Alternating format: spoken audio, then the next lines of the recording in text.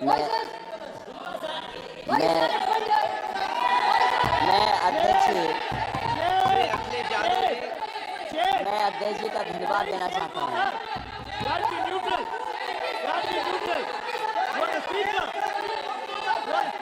अध्यक्ष महोदय,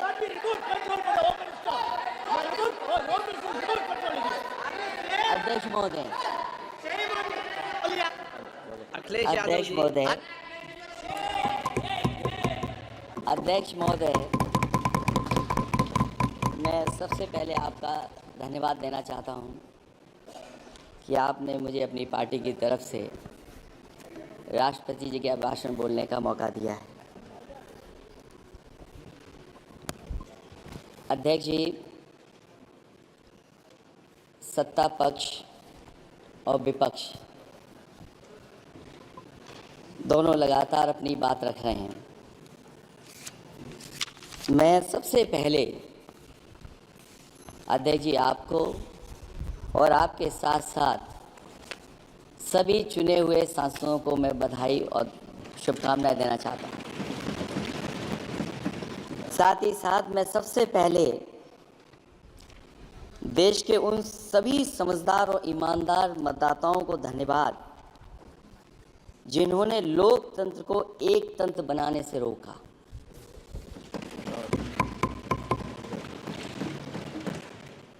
चुनाव के समय पर अध्यक्ष जी ऐसा कहा गया कि 400 पार। मैं समझदार जनता को फिर एक बार धन्यवाद दूंगा और मैं कुछ कहना चाहता हूं कि आवाम ने तोड़ दिया हुकूमत का गुरूर, दरबार तो लगा है पड़ा गमगीन में बेनूर है पर। अध्यक्ष महोदय, दरबार तो लगा है पर बड़ा गमगीन बेनूर है और पहली बार ऐसा लग रहा है हारी हुई सरकार विराजमान है। जनता कह रही है चलने वाली नहीं सरकार। अध्यक्ष महोदय, जनता कह रही है चलने वाली नहीं, ये गिरने वाली सरकार है। और क्योंकि ऊपर से जुड़ा कोई तार नहीं, नीचे कोई आधार नहीं, अधर में जो है अटकी हुई वो तो कोई सरकार नहीं। दरअसल पूरा इंडिया समझ गया है कि इंडिया ही प्रो इंडिया है। इस चुनाव में इंडिया अलायंस की नैतिक जीत हुई है। ये पीडीए इंडिया की सकारात्मक राजनीति, पॉलिटिक्स जो पॉजिटिव है, पॉजिटिव पॉलिटिक्स की जीत हुई है। ये इंडिया पीडीए की सोशल जस्टिस मुहिम की विक्ट्री है। 2024 का परिणाम हम इंडिया वालों के लिए जिम्मेदारी से भरा पैगाम भी है।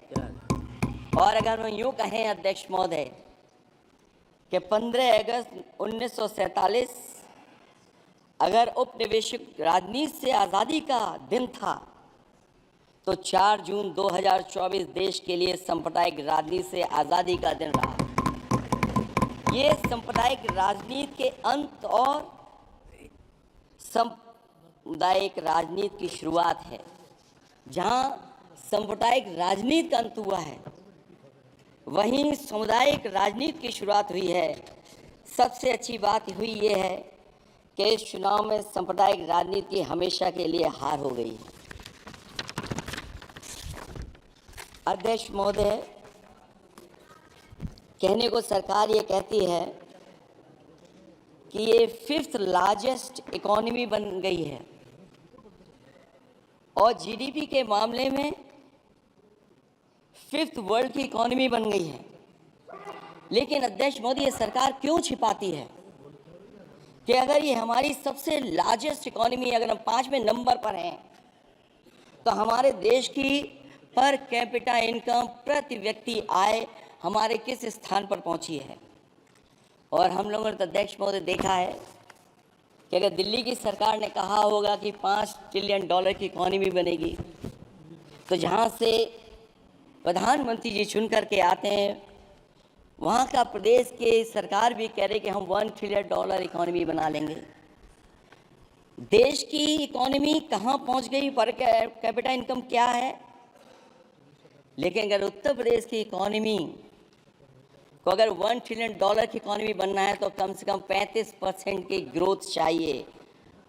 मुझे नहीं लगता है कि 35% की ग्रोथ उत्तर प्रदेश पा पाएगा। हम हंगर इंडेक्स में कहाँ खड़े हैं, नीचे से कहाँ हैं। जो 5th लार्जेस्ट इकॉनमी की बात कर रहे हैं, वो इनइक्वालिटी के पैरामीटर पे कहाँ खड़े हैं, वो हैप्पीनेस इंडेक्स में कहाँ खड़े हैं। और जो लोग चुनाव को अपने तरीके से मोड़ते हैं, मैं उन्हें कहना चाहता हूं कि अध्यक्ष महोदय, इस चुनाव के परिणाम ने